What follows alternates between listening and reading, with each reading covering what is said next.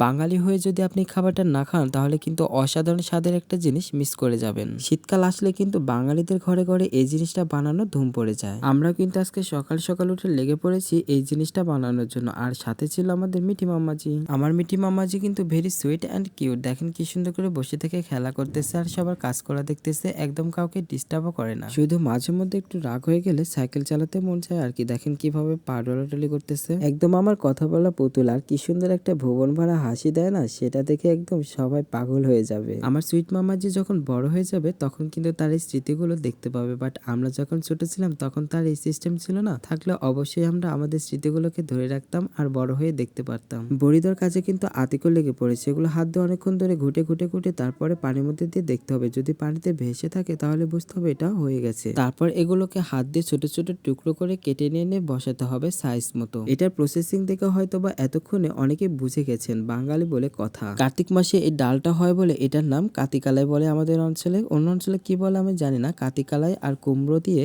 এটা বানানো হয়, যাকে বলে কুমড়োর বড়ি। বাঙালিদের ঘরে যখন মাছ মাংস থাকে না তখন কিন্তু মাছ মাংসের পরিবর্তে এই কুমড়ো দিয়ে তরকারি রান্না করে খাওয়া হয়। এটা খেতে কার কেমন লাগে কমেন্টস করে জানাবেন, আর শেয়ার করতে একদম ভুলবেন না যেন।